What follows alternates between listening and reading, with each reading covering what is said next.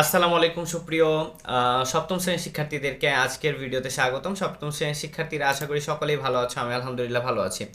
আজকের ভিডিওতে মূলত আমরা হাজির হয়েছি সপ্তম শ্রেণীর জন্য গণিত, খুবই গুরুত্বপূর্ণ একটি প্রশ্ন। এবং গণিত এই প্রশ্নটি মূলত তোমাদের এনসিটিভি কর্তৃক প্রদান করা হয়েছে।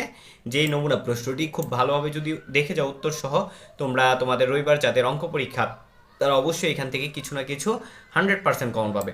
সো তোমরা দেখতে পাচ্ছ ক বিভাগের অংশ হচ্ছে নৈবিত্তিক অংশ। এখানে তোমার বহু নির্বাচনী প্রশ্ন থাকবে এবং এক কথায় উত্তর থাকবে। পূর্ণমান হচ্ছে 25। বলো কত পূর্ণমান? 25। তো এখানে তোমরা দেখতেই পাচ্ছ যে এটার পূর্ণমান হচ্ছে 25 নম্বর। সো এই 25 নম্বরের পরে তোমরা দেখো এখানে তোমাদের বহু নির্বাচনী প্রশ্ন আমরা দেখতে পাচ্ছি।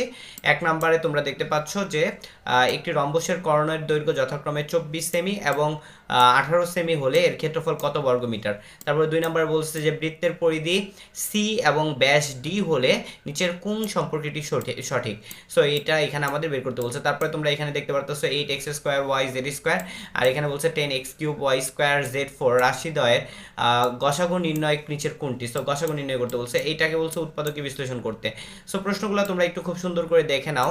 এখানে খুব সুন্দরভাবে তোমরা দেখে নিতে পারো কোন পরিসংখ্যান 360 ডিগ্রি এর অংশ হিসেবে উপস্থাপিত হয় তাকে কি বলে, দেখো পাইচিত্র বলে, তাই তো। তা বলছে 27-এর বাইনারি রূপ কোনটি, হিসাব করে বের করবা। তারপরে 7 নম্বর প্রশ্নটা দেখতে পাচ্ছ, 8 নম্বর প্রশ্নটা দেখতে পাচ্ছ, 9 নম্বর প্রশ্নটা দেখতে পাচ্ছ, 10 নম্বর প্রশ্নটা দেখতে পাচ্ছ আশা করি।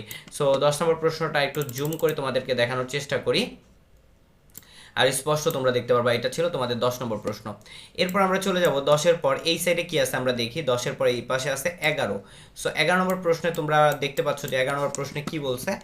একটি দেখতে পাচ্ছ যে আয়তলেখ দেওয়া আছে, বলছে কতজন শিক্ষার্থী দৈনিক 4 ঘন্টার কম পড়াশোনা করে এটা নির্ণয় করতে। তারপর 12 নম্বর প্রশ্ন দেখতে পাচ্ছ, 13 নাম্বার, 13 নম্বর প্রশ্ন দেখতে পাচ্ছ, 14 নম্বর প্রশ্ন দেখতে পাচ্ছ, 15 নম্বর প্রশ্ন দেখতে পাচ্ছ। তারপরে এই 15টা প্রশ্নের মধ্যে মূলত 15 নম্বর, কত নম্বর বলো? 15 নম্বর। 15টা প্রশ্নতে 15 নম্বর বরাদ্দ। কত নম্বর বরাদ্দ? 15 নম্বর বরাদ্দ। এবার দেখো এক কথায় উত্তর, আমরা এক কথায় উত্তর দেখব। সো এক কথায় উত্তরটা কিন্তু তোমার আসবে হচ্ছে 10টায় 10 নম্বর, ঠিক আছে। 10টায় কত নম্বর? 10 নম্বর। দেখো 16 নাম্বার, 16 নাম্বার তোমরা প্রশ্নটা দেখতে পাচ্ছ। 17 নাম্বার দেখতে পাচ্ছ আশা করি। 18 দুইটি ক্রমিক জোড় সংখ্যার একটি এক্স হলে অপরটি কত।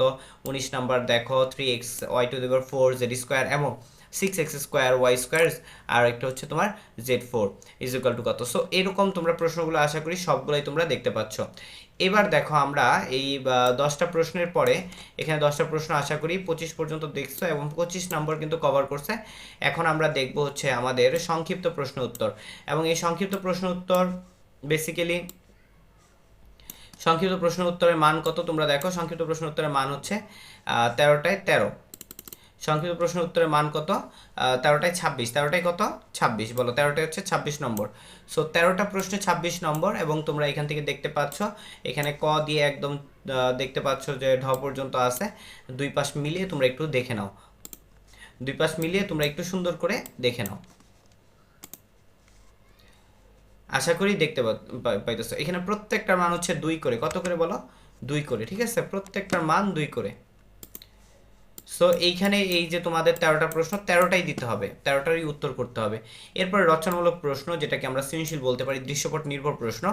এই দৃশ্যপট নির্ভর প্রশ্নের মধ্যেও বাচ্চারা তোমরা দেখছো যে মূলত 10টি প্রশ্ন থাকবে এবং 10টি প্রশ্ন থেকে তোমাদের দিতে হবে কয়টি? 10টি প্রশ্ন থেকে তোমাদের দিতে হবে 60টি প্রশ্নের উত্তর। সো এই 60টি প্রশ্ন উত্তর খুব সুন্দরভাবে দিবা। 1 নাম্বার 2 নাম্বার দেখতে পাচ্ছ, বলছে প্রথম রাশি উৎপাদক বিশ্লেষণ করো, দ্বিতীয় তৃতীয় রাশির গসাগু নির্ণয় করো, দ্বিতীয় তৃতীয় চতুর্থ রাশির লসাগু নির্ণয় করো।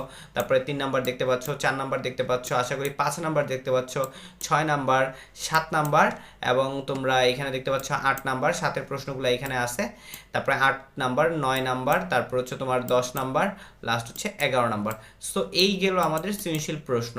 এনসিটিভি এই প্রশ্নটি প্রদান করছে, এই প্রশ্নের আলোকেই প্রশ্ন হবে এবং এই প্রশ্নের মতো করে অনেক অঙ্কের নিয়ম কমন পাবা। সো এই প্রশ্নটা খুব ভালোভাবে করো, ইনশাল্লাহ ইনশাল্লাহ ইনশাল্লাহ তোমরা অনেক কিছু কমন পাবা। যদি এর ব্যত্যয় ঘটে অবশ্যই আমাকে কমেন্ট করে জানাবা যে স্যার আপনি যেটা বলছিলেন সেটা তো হইলো না। অবশ্যই তোমার এই প্রশ্নের আলোকেই অঙ্কগুলো আসবে। আজকের মতো আল্লাহ হাফেজ। যারা ভিডিওটা দেখছো তারা অবশ্যই চ্যানেলটিকে সাবস্ক্রাইব করে পাশে থাকা বেল আইকনটি বাজিয়ে দাও। আসসালামু আলাইকুম।